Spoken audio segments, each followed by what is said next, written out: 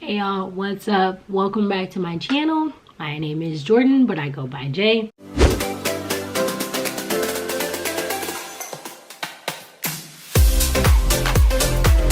So today I have just been in not the worst mood, but just a little down mood, and recording videos really makes me feel a little bit better. So I am just gonna talk to you guys about how I got my internship at the Big Four. So I'm just gonna randomly throw out some tips and try to make it all make sense after I finish editing. So tip number one, be connected. Before I even got the internship, I was at NABA group meetings, like the accounting club that we have here at my school. I was at the NABA group meetings. I was always trying to find a way to get closer and closer to the accounting world so that I could get my name out there, get my face out there. So I was going to those meetings, I was talking to people. I actually asked one of the people in the meeting, I asked her to be my mentor. It didn't end up working out that year. So that was my sophomore year. I am now a junior. We connected later on, but I'll explain that. So we weren't, she wasn't my mentor at the time, but I was still really indulged in accounting. Tip number two is, if you were at that time where you could declare your major and your school doesn't have the requirements, or you know exactly, like you have the requirements and you know exactly that this is what you want to do, I recommend declaring your major. For one, declaring your major, at least at my school, opens up a whole different ball game on my degree progress. So all the classes that I need to take now opens up to show everything that I actually need to take as far as all of my accounting classes, not just gen eds. So that's a perk. And then the other perk is that when I declared my major, from then on, the chair of my degree was sending all emails and basically just saying, hey, this is what's going on. I've got this person coming to the school.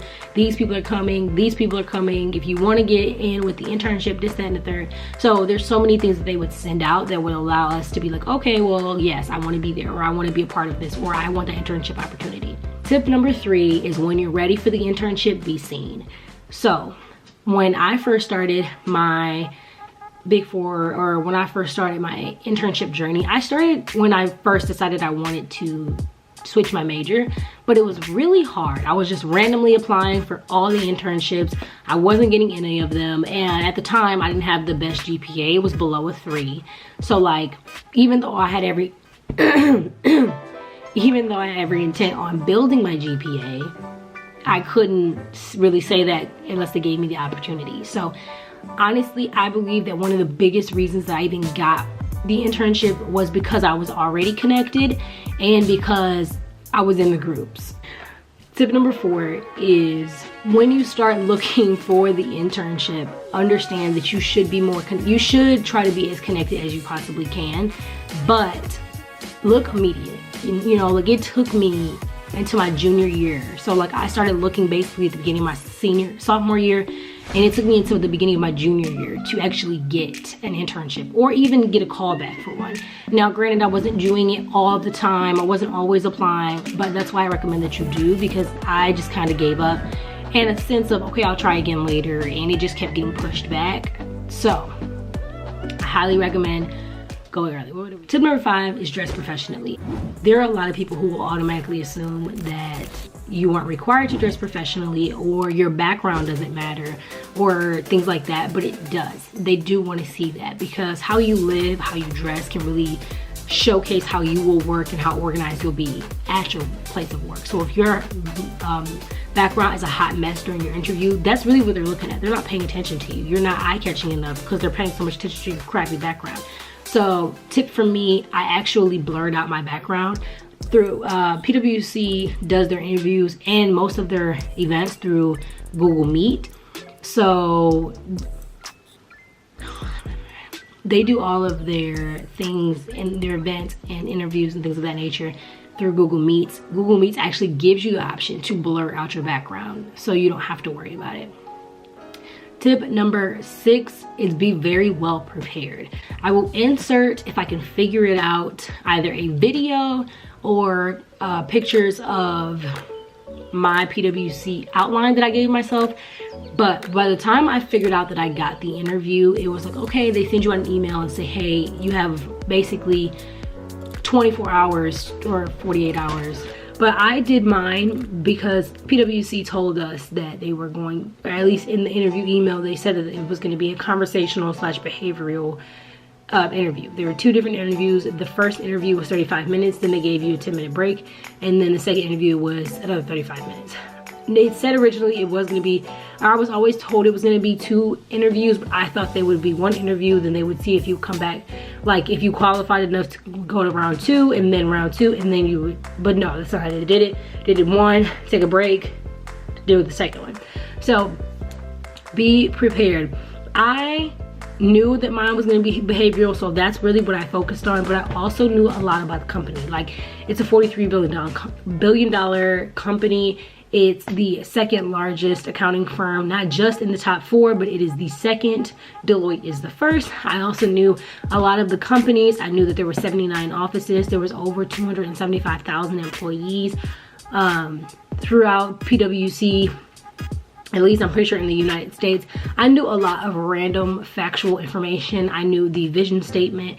I knew the be well, work well. I knew all of that. So there's a lot of stuff that I knew, but I also paid more attention towards the behavioral side of things. So the questions like, tell me a time when. So a lot of the questions I got was, tell me a time when you had to work as a team. Tell me a time where you had to, you know, be a leader. Tell me a time where you, and like a lot of them you can, I recommend have 5 of them. I might do an in-depth video on it, but have 5 of them, have 5 stories ready, and make sure all 5 can at least attest to 2. So I had 1 story about being a leader. I mean, if they said, tell me a time when you had a leader, you were being a leader. I can say I started a business at my church, or I ran a business, started a business at my church, a time where you had to be a leader. I can say, well, I was captain of my volleyball team when I was in middle school. It was a long time ago, but you know, things like that really can help you. Tip number 7, when you're in the interview, don't act like it's an interview. Obviously, you know it's an interview. Obviously, you know that you're being evaluated, but they're also being evaluated. You want this and you've been wanting this, but don't just take it because that's all you have. I took PwC because there was a lot of people before I even got to the interview that I loved, and even more by the time I completed my interview. So when I went into my interview, I was so nervous because I knew how much I wanted it. But I got the chance to interview with who probably would end up being my 2nd mentor. He was phenomenal. He was laughing the whole time. He has a very goofy, but very, you know, like concerned. He's definitely a dad. You know, he is a dad, but he's definitely a dad when it comes down to a lot of things. So he was absolutely great. It went by like that because I was so ready for the interview. So I was prepared, but we also had a lot of conversations, and we had stuff that I put in my elevator pitch that I didn't even know would start up a conversation. So for instance, I said, you know, in my elevator pitch, I said I have lived in 2 different states. I went to 2 different high schools. I went to 2 different middle schools. And I honestly didn't even know that until the interview. Like, I really had to sit down. I did go to 2 different middle schools, and it was in 2 different states, not just in 2 different areas. Like next towns, no, like 2 totally different states, 12-hour drive type thing. So we had something to kind of go off of. So when you're in the interview, don't just be a robot. Don't just sit there spewing out information, because if that's all they wanted, they would have just read your resume, because your resume is telling them what you're telling them. You're just enhancing it. You're bringing the human, you're bringing your resume alive. Your resume is getting up and walking, okay? That's what you want. You want it to be that, but you also want it to be where you express who you are and you show what you are and why you deserve the position. My final tip, send out thank you emails. Every time you come in contact with anybody, send out a thank you email. They will always remember you. You want to be remembered, especially when the time comes to get the full-time position.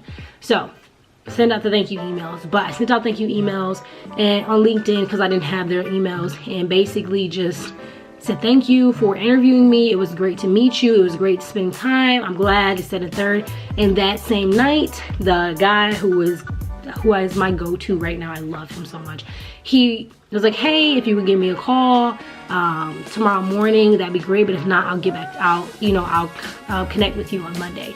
And I was so nervous, and I couldn't understand if it was him trying to tell me why I didn't get it. Like personally, like I really liked you, but you just didn't meet the cut, or there were other people that, you know, like that's what I was worried about. And he actually was calling to tell me that I got the internship. So that next morning at 10 a.m. after I got off work, after like literally freaking out the entire time, he was like, I just want to call and be the first one to tell you that you did get the internship. We really, really want you to accept our offer. And it was great. If you want me to do a part 2 with more detailed about, you know, what I created and everything that I studied or learned or made sure that it was in my head, let me know down below and I will do a part 2.